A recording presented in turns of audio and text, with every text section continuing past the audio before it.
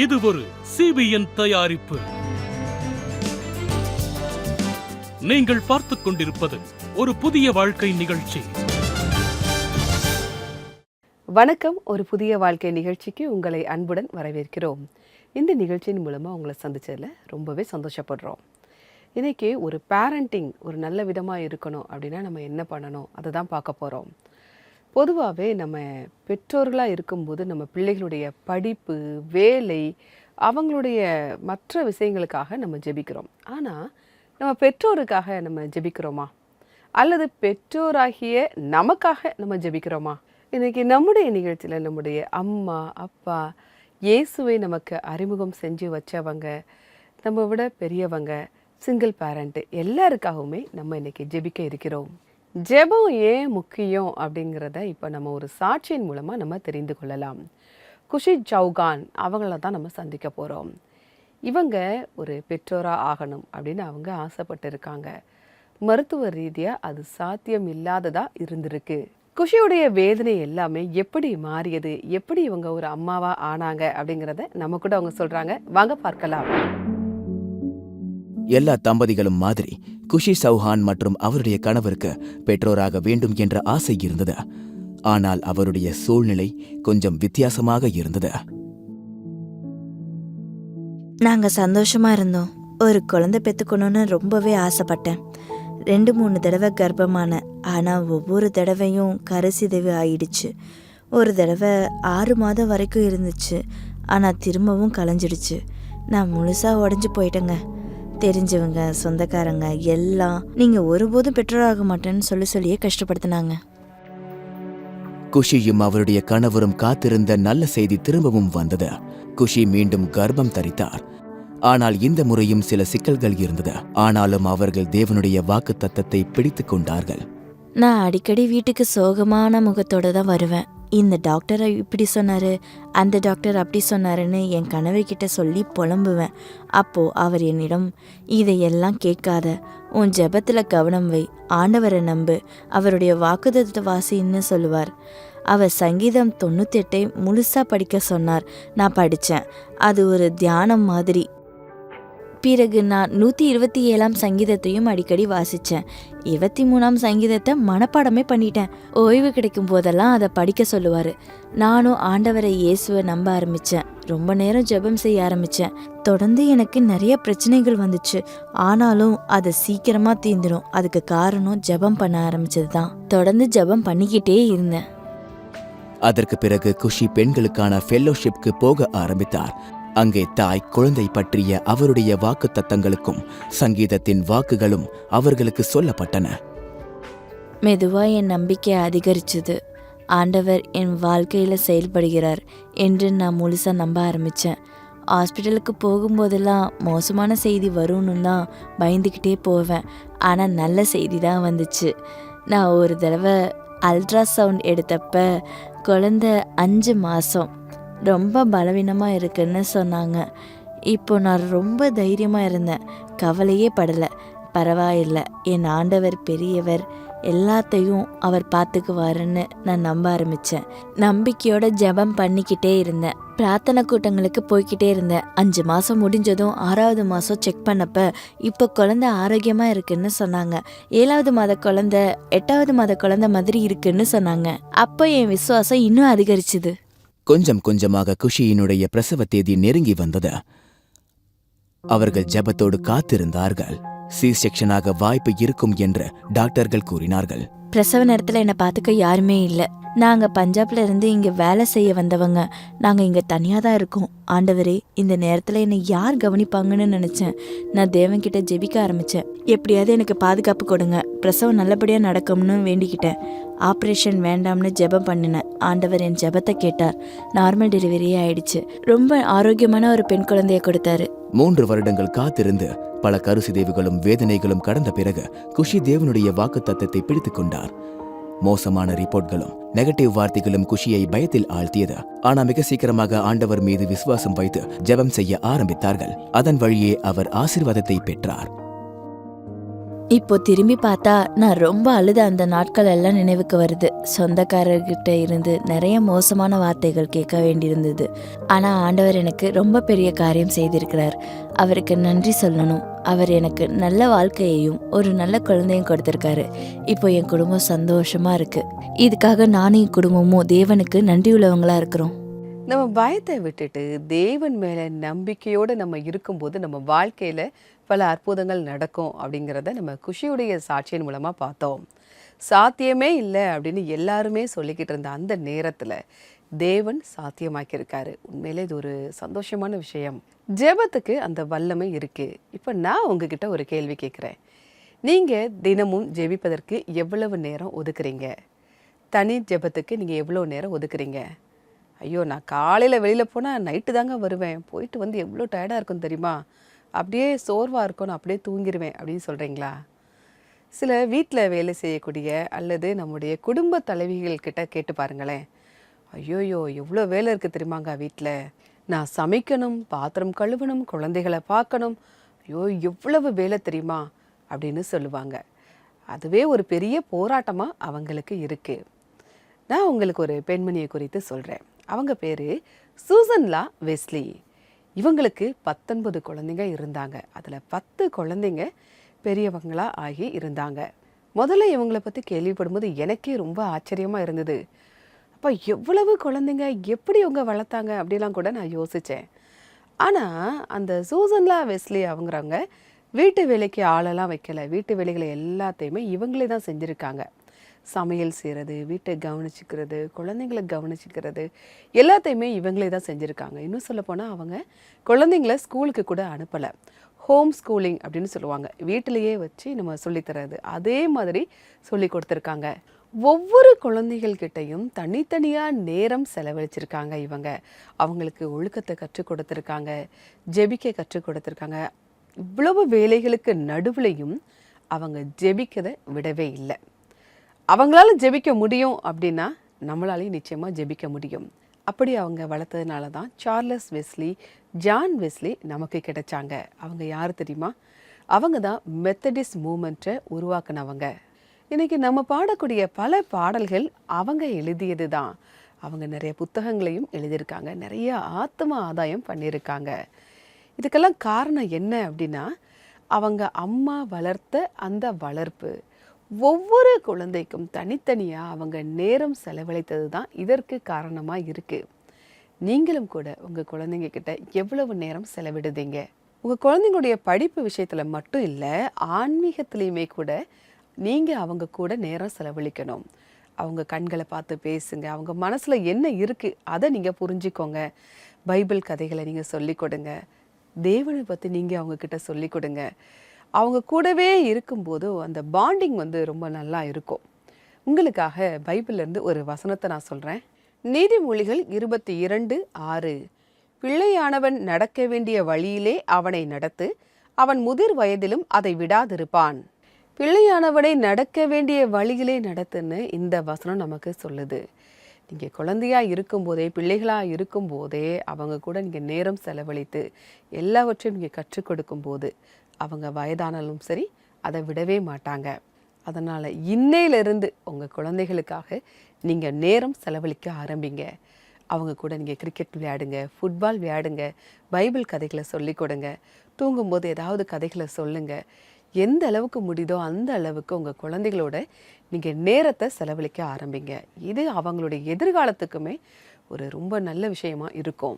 அந்த பாண்டிங் ரொம்ப நல்லா இருக்கும்.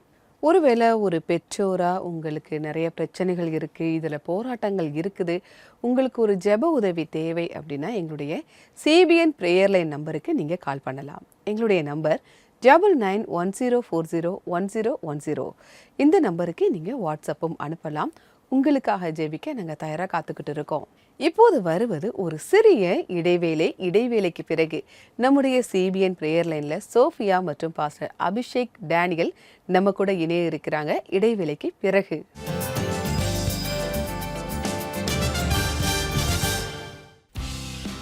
இந்த பிப்ரவரி ஒரு புதிய வாழ்க்கை நிகழ்ச்சி தேசிய சேனலில் ஹார்ட்மேன் காலேஜ் பரேலியில் இருந்தும்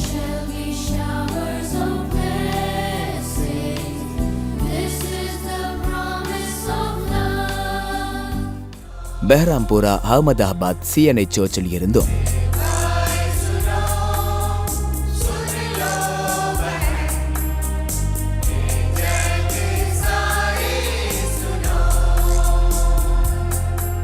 the Indore Pentecostal church of God இண்டோரில் இருந்தும்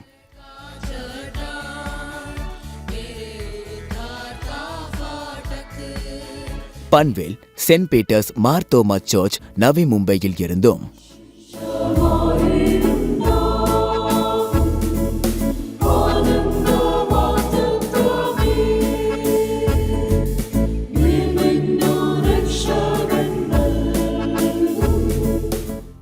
கலர்ஸ் டிவி மற்றும் சிபிஎன் இந்தியா யூடியூப் சேனலிலும் ஒளிபரப்பாகிறது.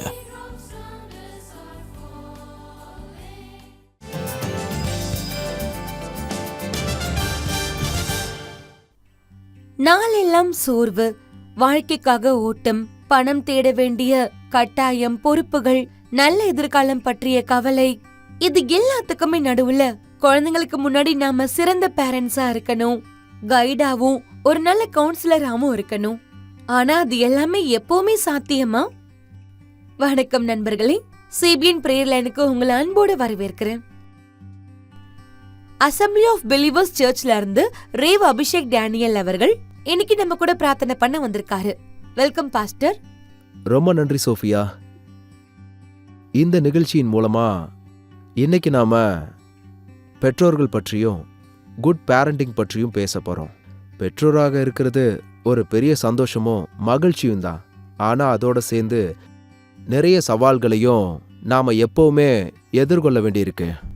பாஸ்டர், நீங்க சொன்ன மாதிரி பேரண்டிங்ல இன்னைக்கு நிறைய சவால்கள் இருக்கு. ஒரு பேரண்டா நீங்க உங்க வாழ்க்கையில அந்த சவால்களை சந்திச்சப்ப உங்களுக்கு ஹெல்ப் பண்ண விஷயங்கள் என்ன, அதை எங்க கூட ஷேர் பண்ணிக்கோங்க பாஸ்டர். ஆமா, எங்களுக்கு 2 குழந்தைகள் இருக்காங்க. ஒரு பொன் குழந்தைக்கு 8 வயசு, ஒரு பையனுக்கு 4 வயசு. பேரண்டிங் சவால்கள் பற்றி பேசும்போது நாங்க கூட நிறைய சவால்களை எதிர்கொள்றோம். ஆனா எங்களை ஞானமுள்ளவர்களா மாற்றுங்க, நல்ல முடிவுகள் எடுக்க உதவி செய்யுங்கன்னு ஆண்டவர்கிட்ட ஜெபிக்கிறோம்.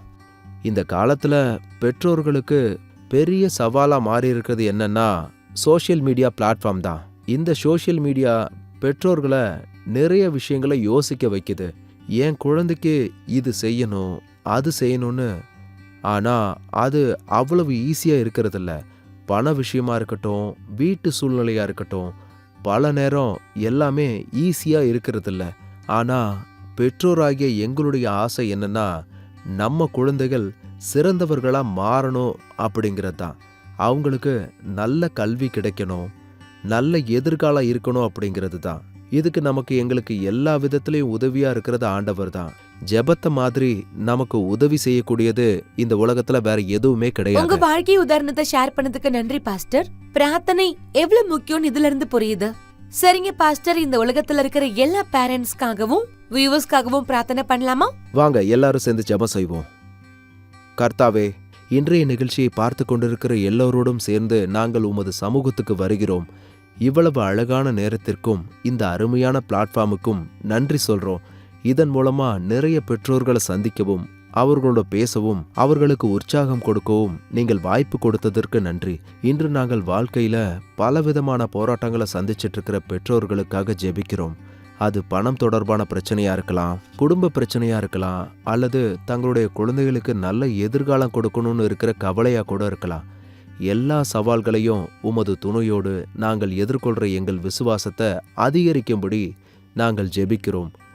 எங்கள் வீடும் குழந்தைகளும் நல்ல கல்வி, நல்ல தொழில், நல்ல எதிர்காலம் நோக்கி நகரும்படி நீங்கள் எங்களை வழி நடத்துங்க. உமது வார்த்தைகளை கேட்டு அதன்படி நாங்கள் செயல்பட எங்களுக்கு தேவையான பொறுமையையும் அறிவையும் எங்களுக்கு கொடுங்க. எங்க ஜெபங்களை விசுவாசத்தோடு உம்மிடம் சமர்ப்பிக்கிறோம். எங்கள் குடும்பத்திற்காகவும் எங்கள் குழந்தைகளுக்காகவும் இந்த ஜெபத்தை செய்கிறோம். எங்களையும் எங்கள் குடும்பத்தையும் நீங்கள் ஆசீர்வதிக்கும்படி விசுவாசிக்கிறோம். ஆண்டவர் இயேசு கிறிஸ்துவின் நாமத்தில் எங்களுடைய ஜெபத்தை கேளுங்கள் பிதாவே, ஆமென். நண்பர்களே, குட் பேரண்டிங் என்ற இந்த பயணத்துல நீங்க தனியா முன்னாடி போகாதீங்க. மத்தவங்களோட உங்க வாழ்க்கைய ஒப்பிட்டு பார்க்காதீங்க. நான் சரியான பேரண்ட் இல்லைன்னு மனசுடைஞ்சு போகாதீங்க. உங்க வாழ்க்கைய உங்களால முடிஞ்ச அளவுக்கு பிரார்த்தனையோட வாழ்ந்து பாருங்க. சிபிஎன் பிரேயர் லைன் டீம் எப்பவும் உங்களுக்காக பிரார்த்தனை பண்ண தயாரா இருக்காங்க. அதனால இன்னைக்கு நீங்க சிபிஎன் பிரேயர் லைனுக்கு கால் பண்ணுங்க, இல்லனா வாட்ஸ்அப்ல மெசேஜும் பண்ணலாம். உங்க வேண்டுதலை சொல்லுங்க. எங்களுடைய நம்பர் 9910401010. நமக்காக ஜெபித்த பாஸ்டர் அபிஷேக் மற்றும் சோஃபியாக்கு எங்களுடைய நன்றி. தேவன் உங்களை ஆசிர்வதிப்பாராக. உங்களுக்கு ஏதாவது ஒரு ஜெப உதவி தேவை அப்படின்னா எங்களுடைய சிபிஎன் பிரேயர் லைன் நம்பருக்கு நீங்கள் கால் பண்ணலாம். எங்களுடைய நம்பர் 9910401010. அது மட்டும் இல்லை, நம்முடைய சிபிஎன் இந்தியா ஃபேஸ்புக் பேஜில் February 17 நம்ம லைவாக ப்ரேயர் பண்ண போகிறோம். அதுலேயும் நீங்கள் கலந்து கொள்ளலாம். இப்போது வருவது ஒரு சிறிய இடைவேளை. இடைவேளைக்கு பிறகு நன்றி வெள்ளியை பகுதியை பார்க்கலாம்.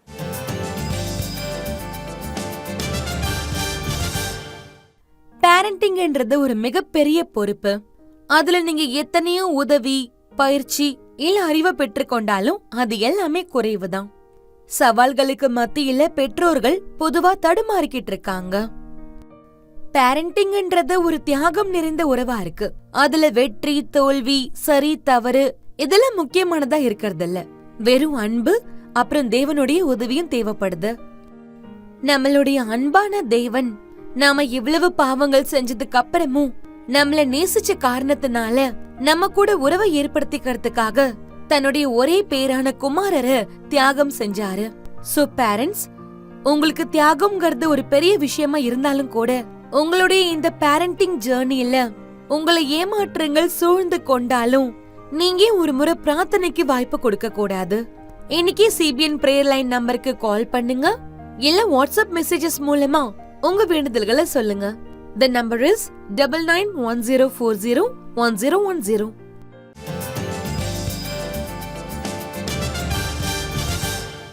வெல்கம் பேக் டு ஒரு புதிய வாழ்க்கை.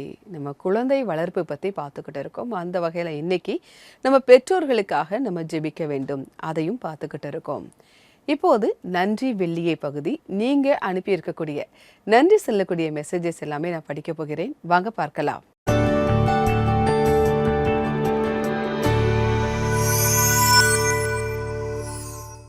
நம்முடைய நேயர் ஒருத்தங்க இந்த மெசேஜ் அனுப்பியிருக்காங்க.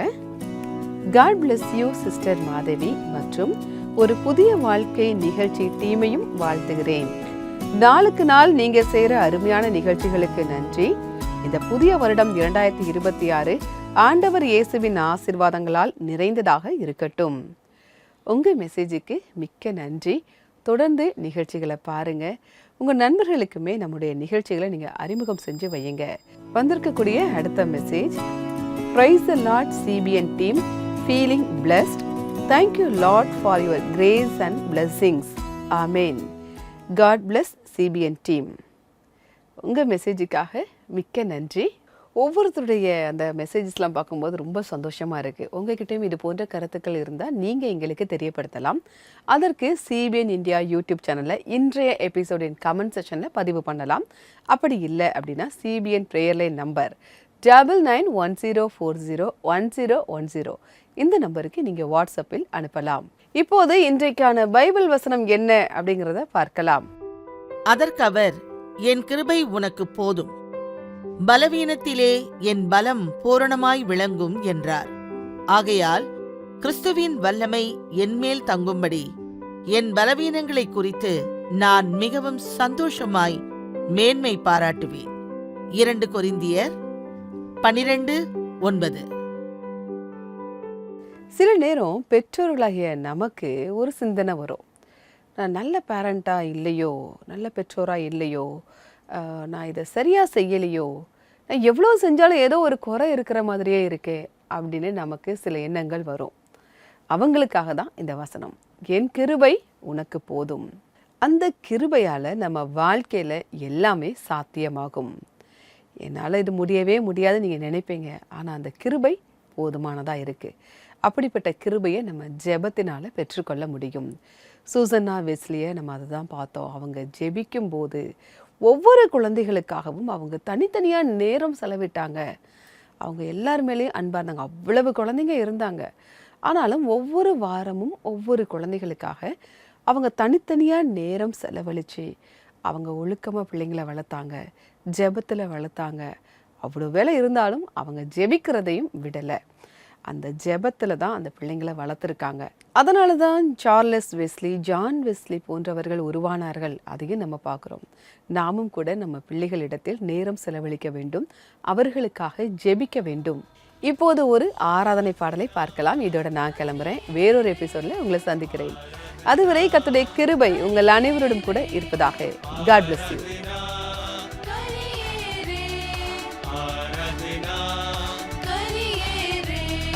प्रभुतारी आराधना ओ प्रभुतारी